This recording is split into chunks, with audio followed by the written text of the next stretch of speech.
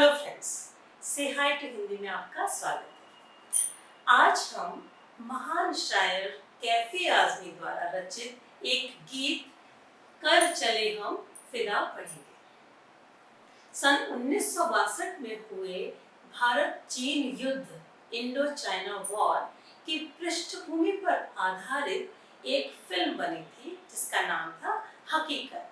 यह गीत उसी फिल्म के लिए लिखा गया है।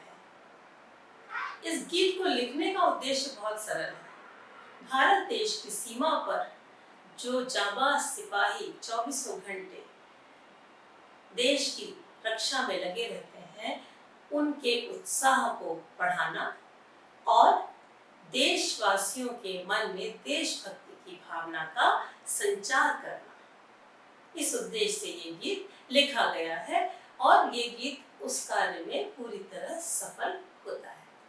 इस गीत में एक बलिदानी सैनिक जिसका जीवन अब समाप्त होने वाला है, अर्थात वो अपने देश के लिए लड़ते लड़ते देश की सुरक्षा की रक्षा करते करते अपने प्राण न्यौछावर करने जा रहा है, उसकी जीवन लीला समाप्त होने वाली है। वह सैनिक अपने साथियों से कहता है, अपने देशवासियों से कहता है और अपने साथियों से कहता है कि कर चले हम फिदा जान तन साथियों, मैं और मेरे जैसे मेरे कई साथी जो हैं वो देश की सुरक्षा में अपनी जान और अपना शरीर सब कुछ अर्पण करने जा रहे हैं। हमारा जीवन लीला समाप्त होने वाली है।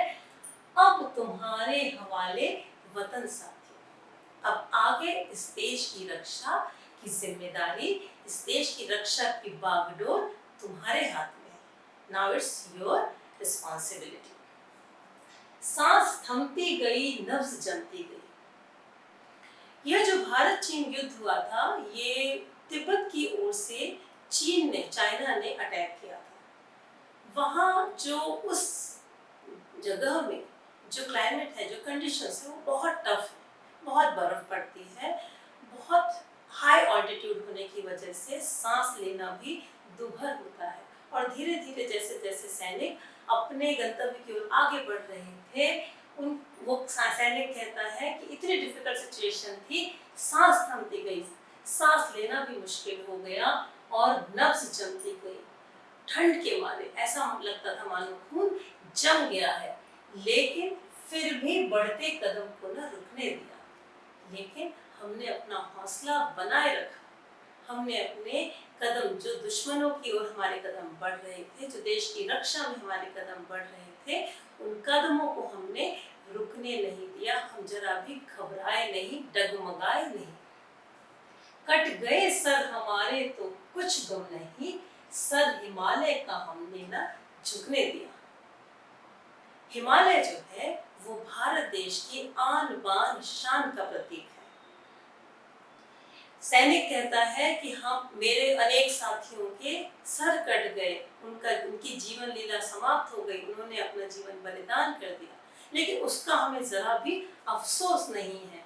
तो कुछ गम नहीं, कोई गम नहीं, लेकिन सर हिमालय का हमने न झुकने दिया। अपने कर्तव्य पर हम डटे रहे। हमने देश की आन बान शान बनाए रखी। हिमालय का सर हमने झुकने नहीं दिया। मरते मरते रहा बांकपन साथियों, लेकिन अंतिम समय तक, अंतिम सांस तक हम लड़ते रहे, उसी जोश के साथ लड़ते रहे। हमने हार नहीं मानी। बांकपन, हमारा जोश जो है, मरते दम तक वैसा का वैसा ही रहा। लेकिन अब हमारी अंतिम घड़ी आ गई है। अब हमारी जीवन लीला समाप्त होने वाली है। अब तुम्हारे हवाले वतन साथियों। अब इस देश की रक्षा, वतन की रक्षा की जिम्मेदारी तुम्हारी है। कुछ डिफिकल्ट शब्द हैं। फिदा, फिदा का अर्थ है बलिदान। जानो तन का अर्थ है शरीर और प्राण। हवाले, सौंपा हुआ। वतन, देश। थमती गई, रुकती गई। नब्ज, नस। जमती गई, ठंड के कारण जम जाना, ठंड के कारण रुक जाना। गम, दुख, बांकपन, जोश और रक्षा की भावना। आगे है, जिंदा रहने के मौसम बहुत है मगर। इन पंक्तियों में बलिदानी सैनिक अपने साथियों से कहता है, क्या कहता है? जिंदा रहने के मौसम बहुत है मगर। कहता है, हे मेरे प्यारे साथियों, जिंदगी जीने के अवसर बहुत मिलते हैं, जीवन को जीने के अवसर तो बहुत मिलते हैं, लेकिन जान देने की रुत रोज आती नहीं। लेकिन देश के लिए अपना सर्वस्व बलिदान करने का मौका कभी कभी आता है। ऐसा मौका कभी आता है जब देश के लिए सैनिक अपने प्राण न्यौछावर कर पाए, हुस्न और इश्क दोनों को रुस्वा करे। यहाँ सैनिक कहता है कि और वो मौका, वो अवसर अब आ गया है। देश के प्रति अपना सब कुछ न्यौछावर करने का मौका आ गया है। हुस्न और इश्क दोनों को रुस्वा करे वो जवानी जो खून में नहाती नहीं। इस समय, इस पुण्य समय पे, पुण्य अवसर पर जो सैनिक अपने देश की रक्षा के लिए शत्रु से लड़ते हुए अब खून से लथपथ नहीं हो, तो देश का सौंदर्य और प्रेम दोनों को ही वो बदनाम करेगा। आज धरती बनी है दुल्हन साथी। कवि कहते हैं यहाँ पर, आज धरती जो है, बलिदानी सैनिक के ओर से कवि कह रहे हैं कि धरती आज दुल्हन के रूप में है। धरती को दुल्हन के रूप में देखो और उसकी लाज की, उसकी सम्मान की रक्षा तुम्हारे हाथ में है।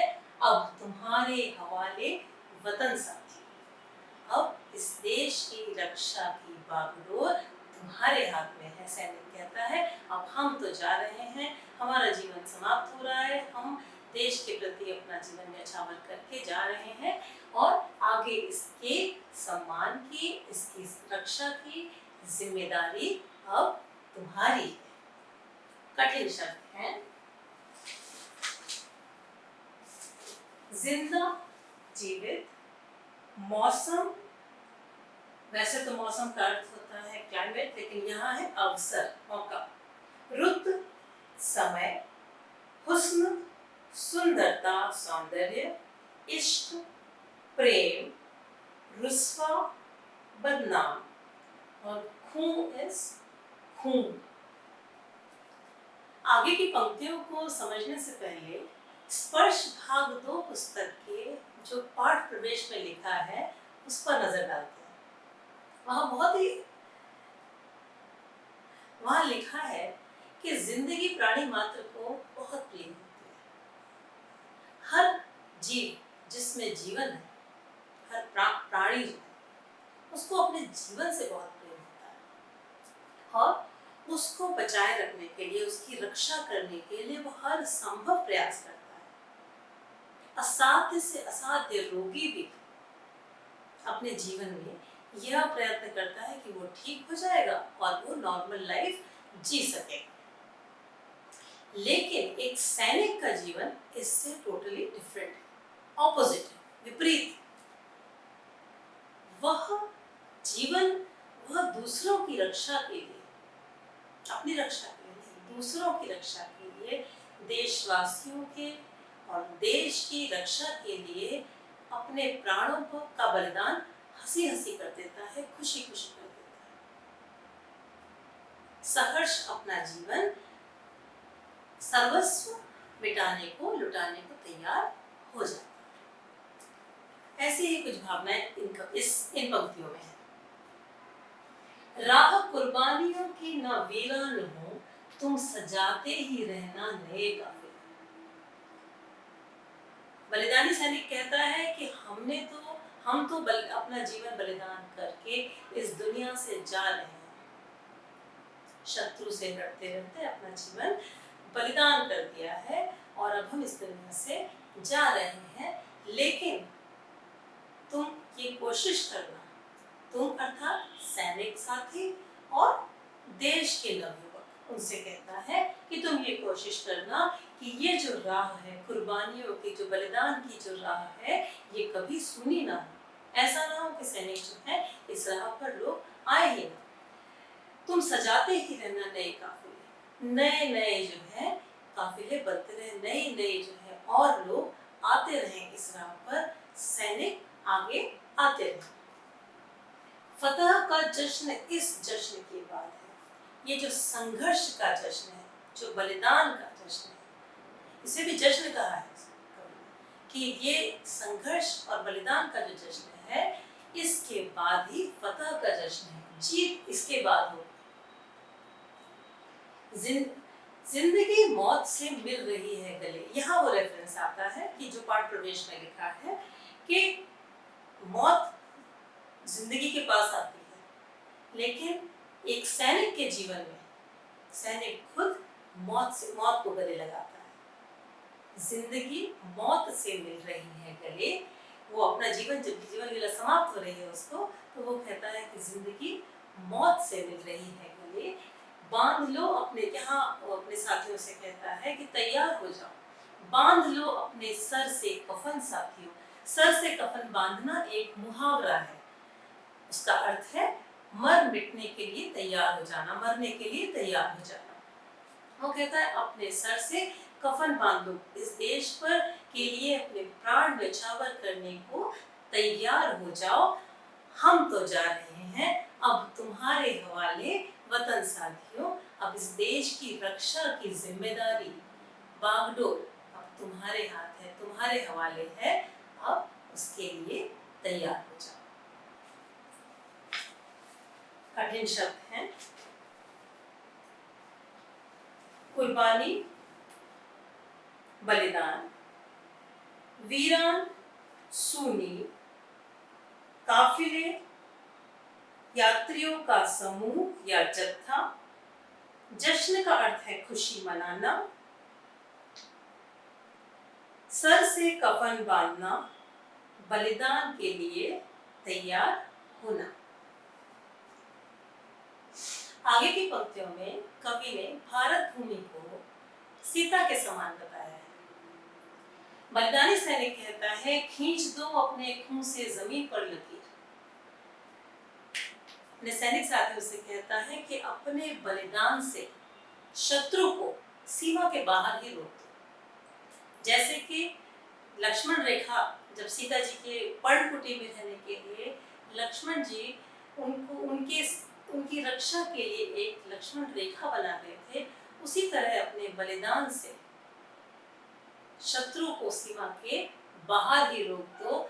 इस तरफ आने पाए न रावण कोई आक्रमणकारी, कोई शत्रु सीमा के पार न आ सके। अपने बलिदान से उस रेखा को वहां पर एक रेखा बना दो, अर्थात अपने बलिदान से शत्रु को वहीं रोक दो। तोड़ दो हाथ अगर हाथ उठने लगे, और यदि कोई आक्रमणकारी तुम पर, अपने देश पर आज भी और यदि आक्रमणकारी हाथ उठाने का प्रयास करे, आक्रमण करने का प्रयास करे, तो हाथ तोड़ दो, दैट मीन्स उसका दमन कर दो। छू न पाए सीता का दामन हुई। भारत भूमि को सीता समान बताते हुए कहा है कि यदि इस धरती का, इस भारत भूमि को छूने की भी कोई कोशिश करे आक्रमणकारी, तो उसे वहीं खत्म कर दो। राम भी तुम ही लक्ष्मण साथियों। बलिदानी सैनिक कहता है कि तुम ही जिस प्रकार राम और लक्ष्मण सीता के संरक्षक थे, उसी प्रकार इस धरती माँ के तुम संरक्षक हो, इस भारत भूमि के तुम संरक्षक हो। इसलिए संकल्प लो कि मरते दम तक इस धरती की रक्षा करोगे। अब तुम्हारे हवाले वतन साथियों। अब जब हम बलिदान होकर इस दुनिया से जा रहे हैं, देश की रक्षा की जिम्मेदारी अब तुम्हारी है। अब तुम्हारे हवाले वतन साथियों। देश को आक्रमणकारियों से, शत्रुओं से सदैव बचाए रखना। शब्दों के अर्थ हैं,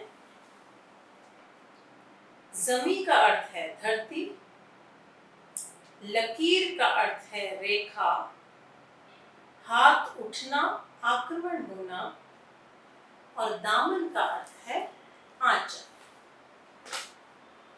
आशा है आपके पाठ्यक्रम में संकलित यह गीत आपको अच्छी तरह समझ आ गया होगा और आप इससे इंस्पायर भी हुए होंगे। यदि कोई डाउट है तो कमेंट सेक्शन में लिखकर पूछ सकते हैं। यदि ये वीडियो पसंद आई है तो प्लीज लाइक करें और अपने दोस्तों के साथ शेयर जरूर करें। Thank you for watching.